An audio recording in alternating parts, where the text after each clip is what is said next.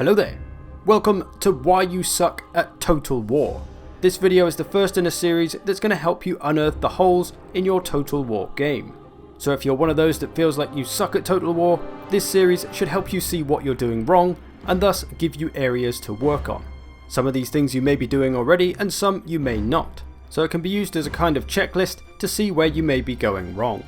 Each video will cover a different point and hopefully give you enough information to understand what you need to do. So, let us begin. Why you suck at Total War reason number 1. You don't know your units. Getting to know your units is one of the most important aspects of Total War. And while it may seem daunting at the thought of having to memorize hundreds of units, you really don't actually need to. You'll realise that a lot of units are very similar and can be categorized by what their role is within the army and be used in all the same way. There is a lot to learn, but it all just comes from playing the damn game. The most important thing to learn though is how to read the unit cards. All the stats will tell you what a unit is all about and how it's supposed to be used. So from the top, the first things you'll notice is the unit size and the health bar. Unit size isn't really anything to think about too much. Typically lesser units will have bigger unit sizes, with more powerful units having smaller unit sizes. And for health, it's quite self-explanatory. The more you have, the tougher the unit's going to be. And then armor, in simple terms, the higher this is, the less likely the unit is to take damage. It is worth noting that armor only protects you from base damage of a weapon. Armor piercing damage is always applied if a hit lands. The unit may also have a shield, which you can tell by the icon, which gives them a chance to avoid missiles. On to leadership, which is a unit's morale. How much punishment can they take before they get scared and run away? The higher this is, the longer a unit will fight for potentially. Speed. If you can't figure that one out, you should probably just refund the game.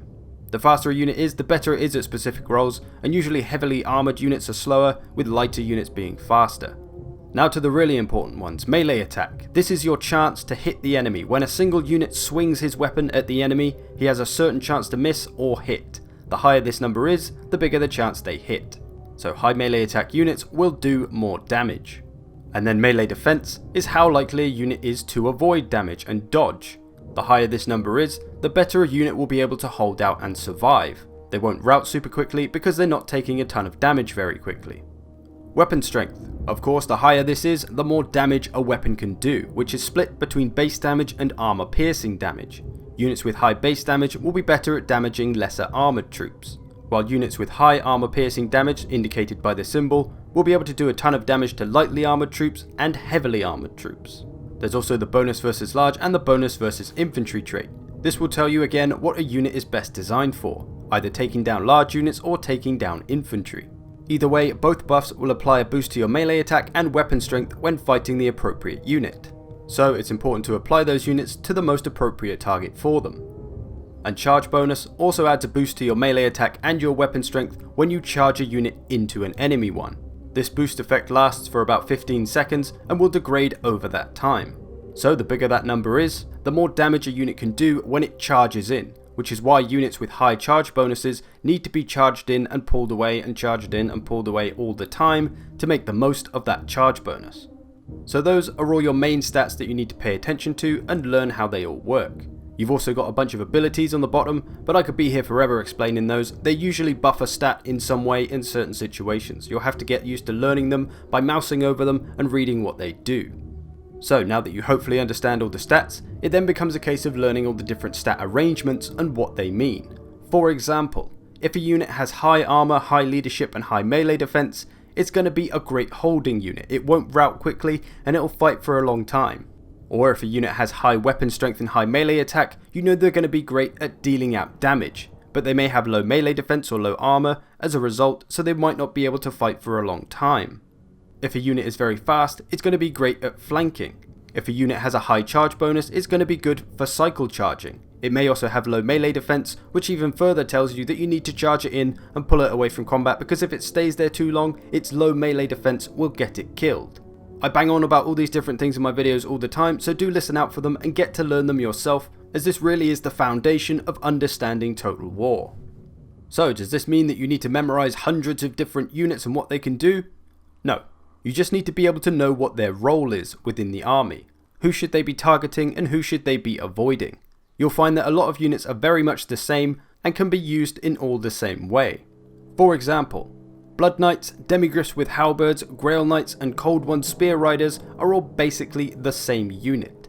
They're all heavily armoured anti-large shock cavalries. They have the same targets on the battlefield and the same things they need to watch out for and avoid. If you know how to use one of them, you know how to use all of them. There are more in this group of course, but this is just a few for an example. So this unit's role is to destroy enemy cavalry, maybe even monsters. They could charge the backs of some frontline infantry. That's what they do. All these units will do that same thing in every battle, pretty much. So whether I'm using them in my army or I see them coming at me in the enemy army, I know what they're looking to do, so I can plan how to use them or how to deal with them. And this is me just understanding the group. I couldn't tell you how much armor Demigryphs have compared to Blood Knights compared to Grail Knights, or who's got the biggest charge bonus or the best melee defense. I just know that they all work in the same way. Another couple of examples. Empire Swordsmen, Orc Boys, Chaos Marauders and Bleak Swords, all basically the same unit, low tier light infantry. Stats wise they may be slightly different and one of them may be slightly better at something else than the other, but you'll find that you use them the same way on the battlefield. They could be a frontline but they won't be the most reliable or do a lot of damage. They could be a flanking unit because they're kind of expendable units in that way, so you don't have to worry about them too much, or you could just bring a whole load of them because they're not very expensive and absolutely overrun the enemy. Ultimately, I know what to expect from them on the battlefield, whether I'm using them myself or I'm facing off against them. Same unit, same role, don't need to know every single little stat. The same thing can also kind of apply within one faction. For example, the dwarfs have dwarf warriors with great weapons, longbeards with great weapons and hammerers, who are all basically the same unit. They have the same role on the battlefield, which is to use their armor piercing power to take down any heavily armoured enemy infantry.